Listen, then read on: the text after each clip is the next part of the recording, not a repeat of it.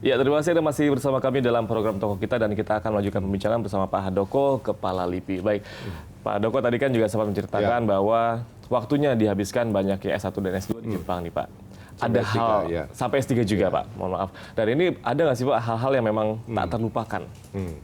Terutama ketika pertama kalinya sampai ke Jepang. Ya, pertama tiba di Jepang itu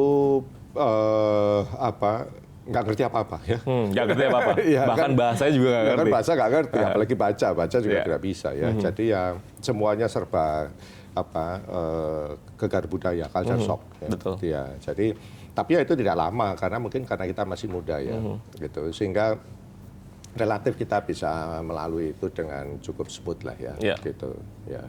Jadi kalau selain itu hal yang spesial ya karena kemudian sudah menjadi keseharian sebenarnya jadi tidak terlalu spesial barangkali ya. Saya tidak begitu ingat. Tidak begitu. Mungkin yang paling diingat cuma konnichiwa, konbanwa gitu aja Pak. Itu bahasa-bahasa awal lah gitu kurang lebih. Ya awalnya saja saya ingat itu. Ya setelah itu saya.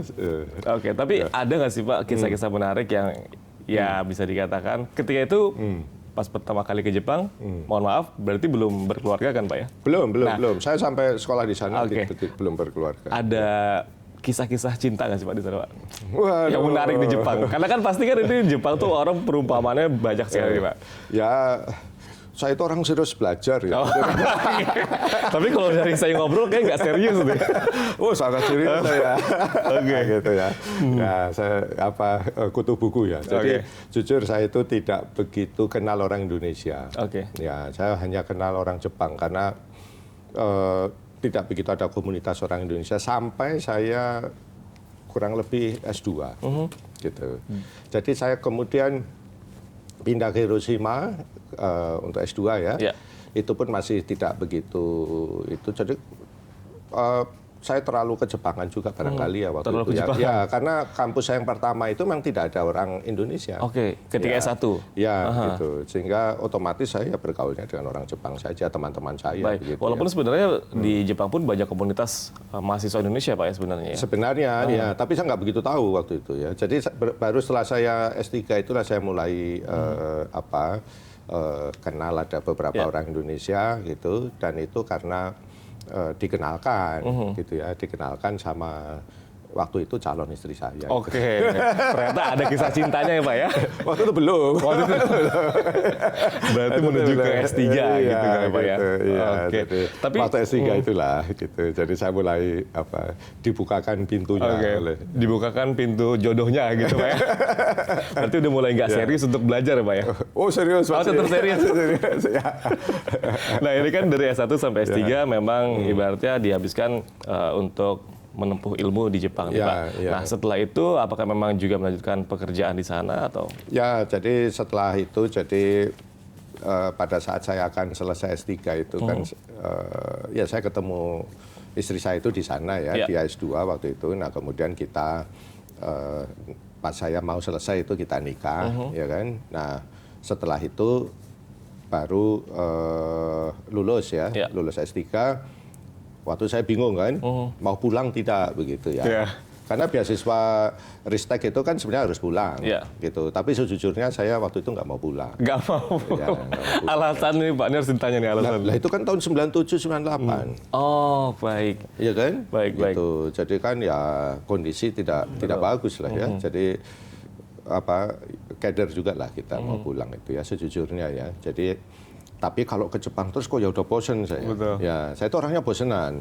Ya, gitu. Jadi akhirnya akhirnya saya putuskan wah ini harus keluar Jepang aja ini. Gitu. Berarti selesai S3 terus di saya tahun ke Eropa.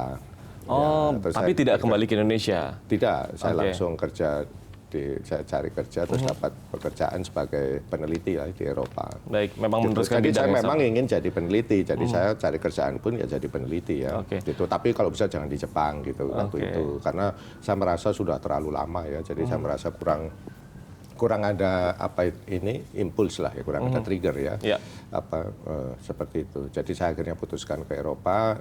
Yang pertama itu saya ke Italia.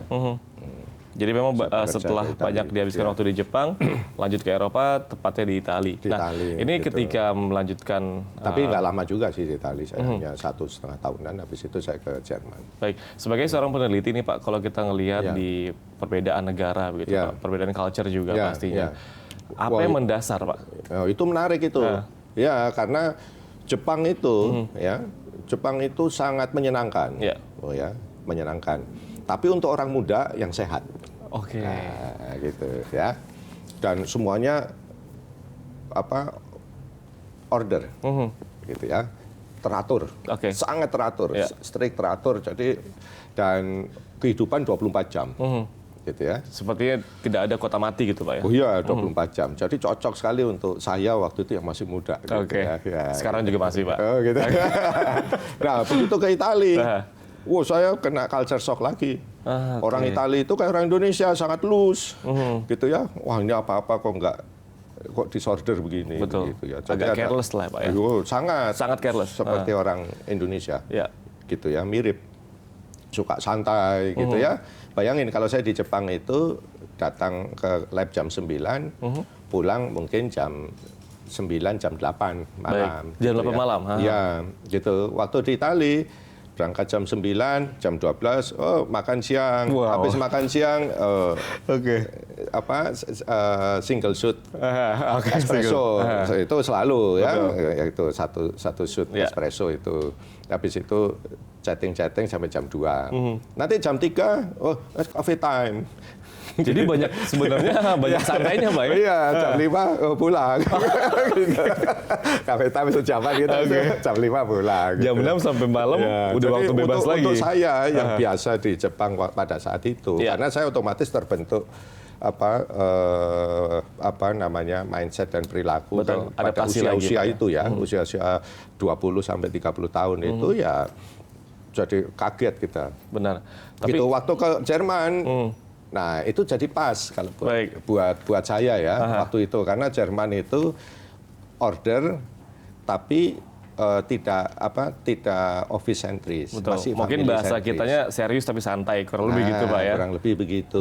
Ya, jadi kalau di Jerman itu ya kerja terus jam 5 jam 6 sore sudah ayo pulang buat family. Betul, family time lah kurang lebih gitu ya. Jadi pas sekali, jadi pas saya sudah berkeluarga, punya anak pertama itu yang Pindahnya di ke Jerman. itu jadi sangat pas. ya, kebetulan ya. Berarti memang sudah diatur Pak ya, kalau tadi di Iya, Jepang emang gitu. dituntut untuk disiplin, Oh iya, benar-benar by order semua. kerja Betul. gitu, bukan 3 kali lagi kerjanya, 7 kali. Jadi udah ngelewatin masa itu Pak ya? Ya, jadi pas sekali. Jadi kalau untuk family itu untuk kami ya waktu itu saya dan istri saya itu di Jerman itu pas sekali. Karena order ada tapi masih family sentris gitu. Dan kalau untuk di Itali, bidang pekerjaannya pun sebagai researcher juga? Ya, di Jerman saya juga peneliti. Saya Dalam di bidangnya Hamburg, apa Pak, kalau boleh tahu? Sama, saya di peneliti fisika partikel ya. Jadi saya kerja di tempat pusat akselerator di Jerman, waktu di Jerman juga. Mungkin masyarakat juga ataupun penonton JAK TV Ya. penasaran nih Pak, sebenarnya sebagai peneliti fisika, Ya.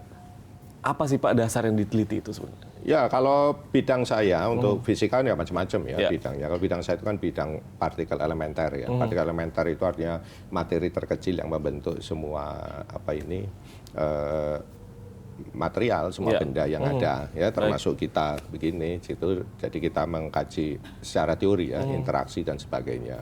Baik. Gitu. Jadi itu kalau mungkin berapa tahun yang lalu itu populer ada partikel Tuhan. Nah, yang baru ditemukan dan sebagainya itu kita topik penelitian kita itu terkait itu. Kurang lebih begitu. Tapi Iya. ada kewajiban nggak sih Pak untuk kita tuh menentukan atau menemukan ibaratnya molekul-molekul baru kah atau apa? Saya kan juga kurang paham bahasa fisika namanya ini Pak. riset pasti kita harus cari kebaruan kan. Jadi kita pun waktu itu juga begitu.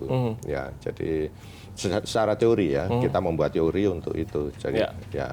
Memang kerjaan saya kerjaan teori, jadi saya di meja saja, pakai pensil dan penghapus saja, pakai kertas gitu.